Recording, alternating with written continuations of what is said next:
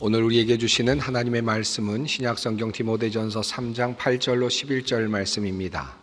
디모데전서 3장 8절로 11절까지 말씀입니다.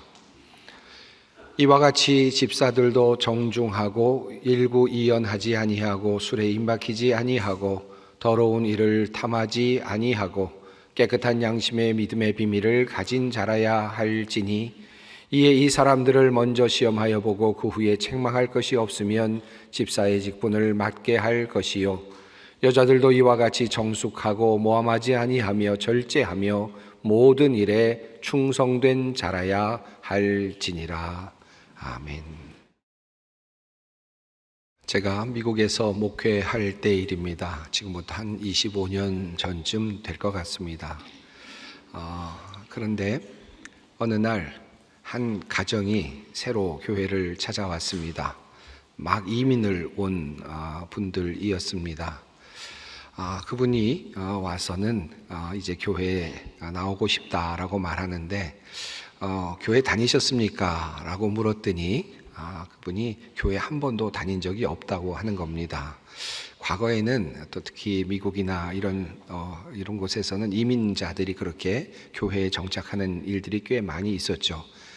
그래서 예배를 드리는데 보니까 정말 처음 온 것 같았습니다. 참 어색해 보였고 그리고 예배를 잘 따라오지를 못했는데 그렇게 예배가 끝났습니다. 그리고 나서 저희가 있던 교회는 애찬이 있었습니다. 애찬식이 있어서 밑으로 내려가면 먼저는 아이들이 먼저 그곳에서 행사를 하고 또 예배를 드린 다음에 이제 점심시간이 되면 그때는 이제 다시 탁자들을 갖다 놓고 식탁을 설치하고 의자들을 내놓고 그렇게 해서 식당을 만들어서 그렇게 음식을 나누곤 했습니다. 사람들이 내려가서 이제 식탁을 준비하고 하는데 새로운 이 분이 내려갔는데 생각보다 빨리 움직였습니다. 식탁도 돕고 세우는 것도 돕고 의자도 갖다 놓고 또 수저도 갖다 놓고 음식들도 나르고 보면서 처음 온 분 같지가 않았습니다. 아니 교회 처음 오셨다 그랬는데요. 그랬더니 처음입니다. 그런데 어떻게 이렇게 마치 교회 오래 다닌 사람처럼 이렇게 봉사를 잘하세요? 라고 했더니 그분이 이렇게 말을 합니다. 예, 제가 절에서 많이 해봐서 압니다. 정말 그때는 그런 분들이 꽤 많았습니다. 한국에서 다른 종교를 믿다가도 또 외국에 와서는 교회에 나와서 정착했던 그런 분들이 꽤 많이 있었는데 그분도 그런 분 중에 한 분이었던 것 같습니다. 제가 그때 한 가지 깨달은 것이 있습니다. 절에서 봉사를 잘하는 분이 교회에서도 봉사를 잘하는구나 하는 것도 알게 되었습니다. 그러면서 또 다른 질문이 이어졌는데요. 그것은 바로 그러면 교회에서 봉사하는 것과 다른 종교에서 봉사하는 것과는 어떤 차이가 있을까? 그리고 또 사회단체나 다른 곳에서 열심히 봉사하는 것과 교회에서 봉사하는 것은 어떤 다른 점이 있을까 하는 그런 생각을 하게 되었습니다. 사실 우리가 살아가면서 교회 안에서 하는 많은 봉사들이 다른 종교나 다른 사회단체에서 하는 것과 유사하죠. 아이들을 가르치는 일도 그렇고요. 또 노래하고 연주하는 것도 그렇고 음식을 만들어서 먹이고 또 격려하는 일도 그렇고 또 가난한 사람들을 돌아보는 것도 비슷하고요. 또 함께 친교하고 사귀는 일도 비슷합니다. 차량 안내를 하는 것, 그리고 장례식에 가서 문상하고 위로하는 것, 결혼식에 가서 축복하는 것, 다른 종교에서도 일어나는 일이고 또 다른 어떤 단체나 공동체에서도 흔히 일어나는 일이라고 할 수 있겠습니다. 일로만 말한다면 절에서 일을 잘하는 사람이 교회에서도 일을 잘하게 될 것입니다. 또 사회에서 봉사를 잘하는 사람이 또 역시 교회도 잘 섬기게 되겠죠. 또 성실한 사람이 또 교회에서도 성실하게 일을 할 것이고 지도력을 발휘하지 않을까 생각이 듭니다. 이민교회에서는 이런 일들이 종종 일어나곤 했습니다. 한국에서는 교회를 잘 나가지 않았지만 사회 봉사활동을 많이 하던 그런 사람이 미국에 와서 교회 나오면서 교회에서 봉사활동을 아주 잘하는 그런 분들을 보곤 했습니다. 또 친교를 좋아해서 집에서 항상 사람들을 먹이고 또 이렇게 친교를 나누던 사람이 미국에 와서 처음 교회 나왔지만 사람들을 불러 모아서 식사도 하고 함께 하면서 그렇게 아주 교회에서 유용한 그런 구성원이 되는 모습도 저는 종종 보았습니다. 물론 그렇다고 해서 항상 그런 것은 아니었습니다만은 때로 문제가 생길 때가 사실은 없지는 않았습니다. 때로 그분들이 세상적인 방식으로 살다 보니까 때로는 어떤 문제들이 돌출될 때가 종종 있었습니다. 내 편이 나누어질 때도 있고 분열이 일어날 때도 있었고 또 교회에서 한 마음이 되지 못해서 여러 가지 문제들이 생기는 경우들이 종종 일어나곤 했습니다. 왜 그런 일이 일어났을까 곰곰이 생각해 보았는데 열심히 그분들은 또 미국에 와서 이민 생활을 하면서 열심히 교회 생활은 하고 있었지만 사실 그분의 교회 생활은 진정한 의미에서의 신앙 생활이 아니었기 때문이었습니다. 그분들은 열심히 교회 생활을 했지만 사실은 사회 생활을 하고 있었고 그분은 열심히 교회에 나와서 열심히 일을 하고 있었지만 사실은 자신이 하고 싶었던 봉사의 그 일을 하고 있었던 것이었고 또한 친교 생활을 하고 있었던 것입니다.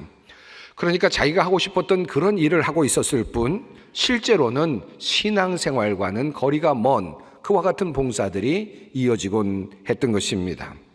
그리고 그와 같은 일을 하는 분들 통해서 때로는 교회가 어려움을 겪을 때가 있음을 저는 종종 보곤 하였습니다. 자, 그렇다면 교회 안에서 우리가 행하는 모든 일들, 다양한 봉사와 섬김들은 다른 종교나 또는 다른 사회단체에서의 그것과 어떻게 다른 것입니까? 우리는 믿는 사람들은 바로 이 차이를 조금 더 분명하게 알 필요가 있겠습니다. 우리 교회 안에도 수많은 봉사의 자리들이 있습니다. 봉사의 직분을 가진 분들이 상당히 많이 있습니다. 수천 명의 집사님들이 있습니다. 또 1,400여 명의 권사님들이 현재도 봉사의 일을 감당하고 있습니다. 우리 직분자들이 어떤 사람이어야 하고 또 어떤 방식으로 주님의 일을 해야 할까요? 오늘은 이런 질문에 대한 대답을 오늘 본문을 통해서 함께 살펴보고자 합니다. 오늘 주님께서 주시는 말씀은 이렇습니다. 바로 집사의 자격과 관련된 말씀입니다. 누가 집사가 될 수 있는가? 라고 하는 질문에 대한 하나님의 말씀입니다. 집사라고 하는 이 단어는 원어로 본다면 봉사라는 단어와 연결되어 있는 그런 단어입니다. 그 헬라어는 디아코노스라고 그렇게 되어 있습니다. 이 디아코노스라고 하는 이 단어는 종이라는 뜻입니다. 또 웨이터와 같은 그런 일을 하는 그런 서비스를 하는 그런 사람을 바로 디아코노스라고 그렇게 부릅니다. 봉사를 하는 사람, 서비스를 하는 사람, 바로 그 사람이 집사라는 뜻입니다. 현대적인 의미로 본다면 교회 안에서 집사 혹은 또 권사와 같은 평신도 지도자들을 의미하는 그런 성경적인 단어입니다. 디모데 전서를 쓰고 있었을 당시에 에베소 교회를 포함한 초대교회는 사실은 새로 생겨난 기독교라고 하는 신앙을 받아들이고 있었습니다. 전에 없었던 그런 종교를 받아들이게 된 것이죠. 그러나 그들은 이미 그 전에 다른 종교를 가지고 있었던 사람들이었고 또 다른 문화 속에서 자라난 사람들이었습니다. 이제 어떻게 기독교 신앙 안에서 다시 그들의 삶을 다시 재정비할 수 있을까? 이것이 그들에게는 매우 중요한 과제가 되곤 했습니다. 마치 절에 나가던 사람이 또 기독교인이 되어서 교회에 나오면서 겪는 그와 같은 시행착오와 같은 일들이 종종 일어나곤 했다는 말씀입니다. 문화적으로 또는 교리적으로 사회적으로 해결해야 될 문제들이 많이 있었습니다. 이런 상황 속에서 거짓 교사들이 많이 나오게 되었는데 그들은 과거 그들이 가지고 있었던 종교적 바탕에서 또는 철학적 바탕을 가지고 그 기독교를 나름대로 해석하는 그런 경향들이 있었습니다. 그리고 많은 사람들이 그러한 그들의 유혹에 빠져들곤 하였습니다. 교회가 바르게 나가야만 됐는데 거짓 교사들에 의해서 도리어 교회가 혼란스러워지는 상황이 계속되곤 하였습니다. 바로 이 사도 바울은 이와 같은 상황 속에서 디모데 전서를 쓰고 있습니다. 이제 바른 교회를 이끌어갈 일꾼들이 필요하였고 그 일을 위해서 직분자들이 세워질 필요가 있었던 것입니다. 사도 바울은 오늘 본문 속에서 크게 두 가지 사역을 이야기하고 있습니다. 자, 이와 같은 변동의 사회 속에서 어떻게 하면 기독교 교회를 바르게 세울 것이며 교회를 바르게 치리하고 이끌어갈 것인가, 바로 이런 사람이 필요할 것이다 라고 말하면서 그 사람의 직분을 감독이라고 그렇게 칭했습니다. 그리고 또 하나, 이제 교회 안에서 일어나고 있는 수많은 다양한 봉사들이 있는데 그 봉사들을 어떻게 할 것인가, 누가 할 것인가, 이 일을 감당할 사람들을 가리켜서 총체적으로 집사라고 그렇게 명칭을 하였습니다. 자, 이렇게 교회의 직분을 두 가지로 그렇게 구분한 바울은 이제 이어서 집사의 직분에 대해서 말씀을 합니다. 오늘 본문이 바로 그 내용입니다. 그 전에 바울은 이렇게 말하고 있습니다. 내가 속히 내게 가기를 바라나 이것을 내게 쓰는 것은 너로 하여금 하나님의 집에서 어떻게 행하여야 할지를 알게 하려 함이니.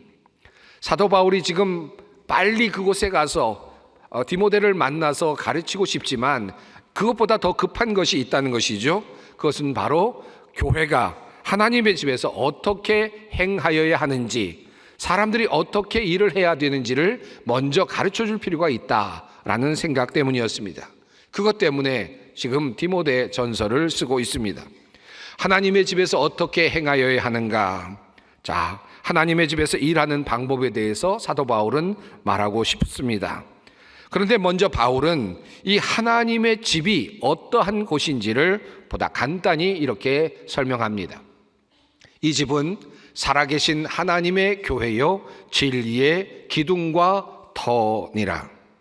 먼저 우리가 봉사하고 있는 바로 그 자리가 어떤 자리인가, 그리스도인들이 또 직분자들이 일하고 있는 바로 그 자리는 어떤 곳인가 하는 것에 대한 말씀입니다. 교회가 어떤 곳인가? 먼저 살아계신 하나님의 집이다 라고 그렇게 말씀합니다. 살아계신이라는 말이 참 귀합니다. 지금도 살아서 역사하고 계시며 또 활동하고 계시는 하나님이 거하시는 집, 하나님의 집, 바로 이것이 교회다라고 말씀합니다. 여기서 말하고 있는 이 집이라는 단어는 원어적으로 본다면 단순히 머무는 어떤 공간이 아니라 그 일이 이루어지고 있는, 다시 말하면 사역적인 의미가 강하게 들어있는 그런 단어입니다. 여러분, 경찰서 하면 어떤 느낌이 드십니까? 경찰들이 사는 집이라고 생각하십니까? 경찰들이 일하는 곳이라는 느낌이 드시죠? 또 소방서 하면 어떤 느낌이 드십니까? 소방수들이 있는 곳이라는 느낌보다는 소방관들이 일하고 있는 곳, 대기하고 있는 장소라는 느낌이 드시죠? 마치 이런 것처럼 어떤 사역과 관련된, 어떤 일과 관련된 그런 의미가 바로 이 원어에 함께 들어 있습니다. 다시 말하면 살아계신 하나님의 집, 하나님의 교회라고 하는 이 말은 바로 하나님의 일이 이루어지고 있는 곳이라고 하는 그런 뜻이 함께 담겨 있다는 것입니다. 자, 그렇다면 하나님의 일은 어떤 일입니까? 하나님의 일이 이루어지는 그 장소라면 그 하나님의 일은 어떤 것인가? 사도 바울은 말씀합니다. 진리의 기둥과 터라는 표현을 쓰고 있습니다. 하나님의 집은 어떠한 일을 하는 것인가? 하나님은 어떤 일을 하시는 것인가? 바로 진리와 관련되어 있다라는 것입니다. 바로 진리가 그 교회의 터전이고 진리가 바로 그 교회의 기둥이 된다라고 하는 말씀입니다. 이것이 바로 교회입니다. 교회는 진리의 사역을 하는 곳이다라는 말씀입니다. 교회는 사교적인 공동체가 아니고, 그리고 사교적인 공동체를 이루는 터가 아닙니다. 교회는 어떤 자기 개발을 위하여 일하는 어떤 장소가 아닙니다. 자기가 원해서 하는 그런 일이 그런 곳이 아닙니다. 진리의 터입니다. 진리가 있는 곳이고 진리가 전파되는 곳입니다. 이 진리가 온 세상을 퍼져나가도록 하는 터전이며 또한 기둥이 된다는 것입니다. 이것이 바로 교회입니다. 그러므로 이 교회 안에는 진리가 존재합니다. 그리고 이런 일을 하는 사람이 교회 안에서, 이 진리의 터인 교회에서 진리를 이끌어가며 진리의 터에서 일하는 사람이 바로 집사이며 그리고 권사입니다. 또한 감독입니다.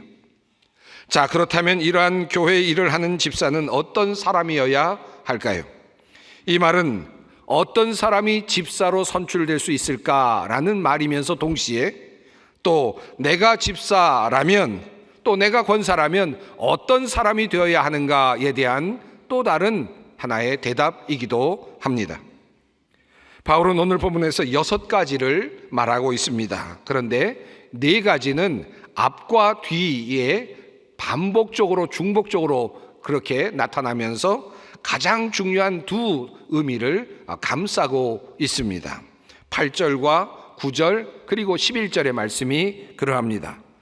우선 바울은 8절에서 4가지 자격 요건을 말합니다. 이와 같이 천사들도 정중하고 일구이연을 하지 아니하고 술에 임박히지 아니하고 더러운 일을 탐하지 아니하고. 자, 여기 4가지 중요한 의미가 담겨 있습니다. 첫 번째, 정중하고, 두 번째, 일구이연하지 아니하고, 셋째, 술에 임박히지 아니하고, 넷째, 더러운 일을 탐하지 아니하고. 자, 이렇게 4가지를 말한 후에 바울은 가장 중요한 바로 직분자의 자격을 2가지 말합니다. 깨끗한 양심에 믿음의 비밀을 가진 자라야 할지니. 깨끗한 양심과 믿음의 비밀을 가진 자라고 바울은 말합니다. 그리고 이어서 다시 여자의 경우를 말하면서 앞서 말했던 4가지 자격의 조건을 반복적으로, 그러나 조금 다른 표현으로 다시 말합니다. 여자들도 이와 같이 정숙하고 모함하지 아니하며 절제하며 모든 일에 충성된 자라야 할지니라. 정숙, 모함하지 아니함, 절제함, 충성이라는 또 다른 그 단어들이 등장합니다. 자, 이와 같은 구조 속에서 우리 하나님의 일을 하는 사람들, 특별히 교회에서 봉사하는 사람들이 가져야 할 것이 무엇인지, 어떤 사람이 되어서 주님의 일을 감당해야 할지 한번 다시 깊이 구체적으로 살펴보겠습니다. 우선 가장 중요한 것은 믿음의 비밀을 가진 자라는 표현입니다. 저는 이 말이 참 좋게 느껴집니다. 여기서 말하는 이 비밀이라는 단어는 헬라어로 미스테리온이라는 단어입니다. 이 단어는 참으로 다양한 의미로 사용이 됩니다.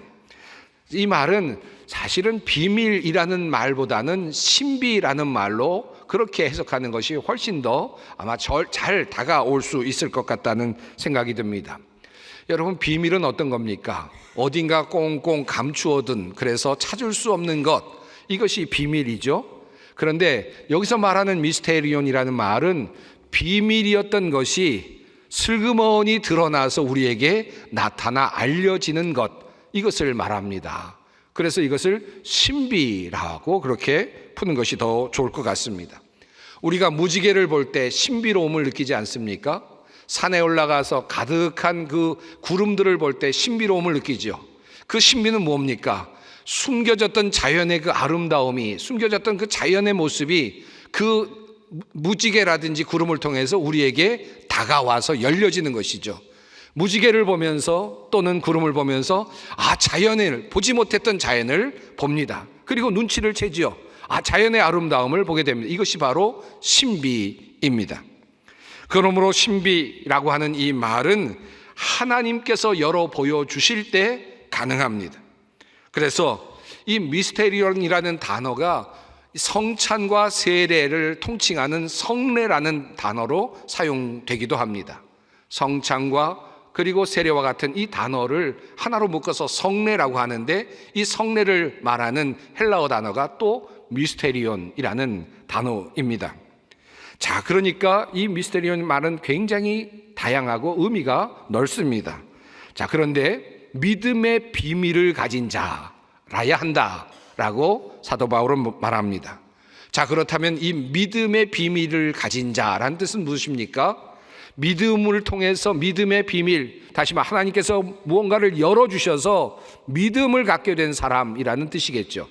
그런데 자상하게도 사도 바울은 오늘 본문 16절에서 그 믿음의 비밀을 이렇게 분명하게 말씀하고 있습니다. 그도다 경건의 비밀이요 그렇지 않다 하느니 없도다.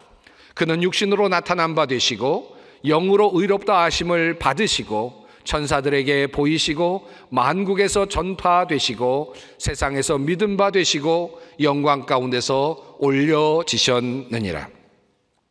바울은 이 믿음의 비밀을 경건의 비밀이라고 다시 고쳐 말하면서 그것이 바로 예수 그리스도 안에서 드러났다라고 그렇게 말씀합니다. 예수 그리스도 성육하시고 부활하시고 전파되시고 그리고 믿음 바 되시고 그리고 영광 가운데 다시 올려지신 분, 바로 그분 안에 경건의 비밀이 있다, 경건의 신비가 담겨 있다라고 말합니다.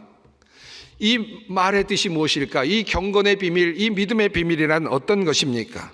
이 믿음의 비밀을 가진 사람은 어떤 사람을 의미합니까? 바로 예수 그리스도를 통하여 나타난 하나님의 구원의 섭리, 그를 깨닫게 된 사람, 바로 이 사람이 믿음의 비밀을 소유한 사람이라 할 수 있습니다. 예수가 참 소망이 되시며 주님이 유일한 희망임을 알게 된 사람, 바로 이 사람이 믿음의 비밀을 가진 사람이라 할 수 있습니다. 죽음의 권세를 파하시고 그리고 영원한 나라를 약속해 주시는 능력이며 힘이신 주님을 이제 알게 된 사람입니다. 바로 이 사람이 믿음의 비밀을 가진 자입니다. 교회에 봉사하는 것, 우리가 교회에서 일을 한다는 것은 내가 하고 싶다고 해서 하는 것이 아닙니다. 나에게 어떤 달란트가 있다고 해서 그 일을 할 수 있는 것도 아닙니다. 내가 어떤 사교나 어떤 것을 즐기기 위해서 할 수 있는 것도 아닙니다. 그저 좋은 사람 만나기 위해서 어떤 일을 할 수 있는 것도 아닙니다. 가장 중요한 사역의 기초에는 바로 믿음의 비밀이 있어야 합니다. 주님을 섬기는 일에 있어서 가장 중요한 기초에 있어야 될 것은 바로 이 경건의 비밀을 가지고 있는 사람이라 할 수 있습니다.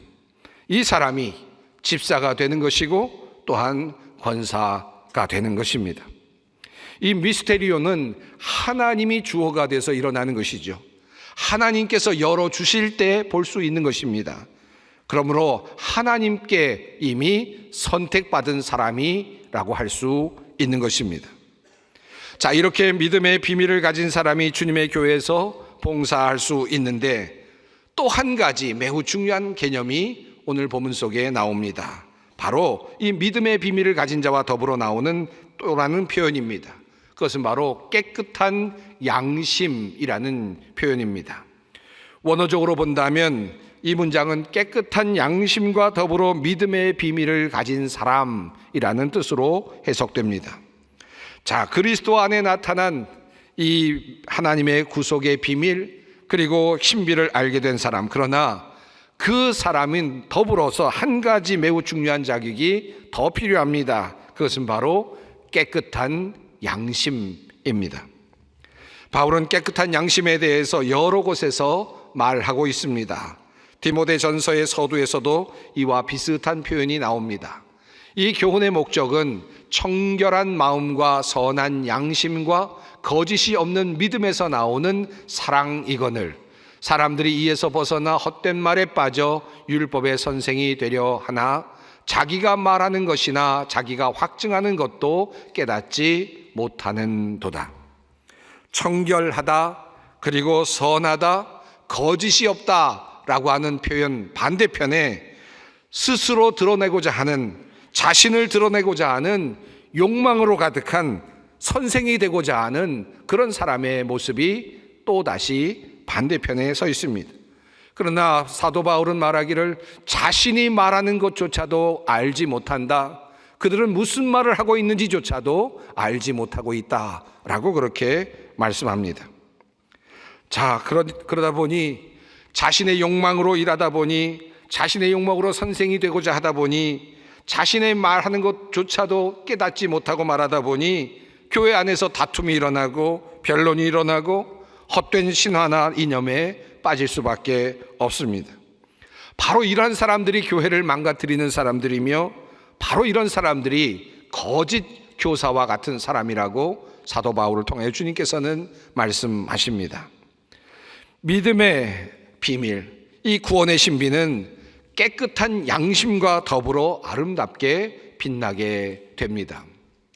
이 둘은 서로 보완적이고 또 서로 함께 합니다. 우리가 믿음의 비밀만을 가지고 있다고 하더라도 깨끗한 양심이 아닌 더러운 양심을 가지고 있다면 그 사람은 사역자로서의 자격이 없습니다. 또 동시에 아무리 내가 깨끗한 양심을 가지고 있다 하더라도 그 믿음의 비밀을 가지고 있지 못하다면 그는 또한 교회에서 일할 일꾼이 될 수 없는 것입니다. 그러므로 이 두 가지는 서로 상호 보완적이면서 동시적으로 일어나야만 하는 일입니다. 자, 그렇다면 이 깨끗한 양심이라고 하는 것을 어떻게 증명할 수 있을까요?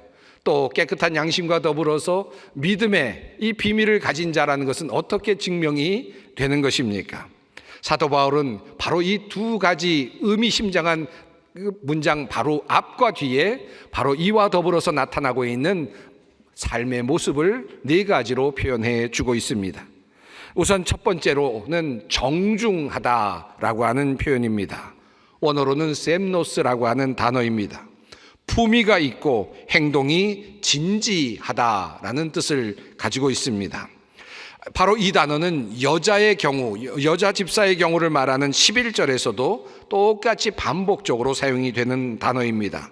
여자들도 이와 같이 정숙하고 라고 하는 표현에서 정숙이라는 표현이 역시 셈노스라고 하는 단어입니다.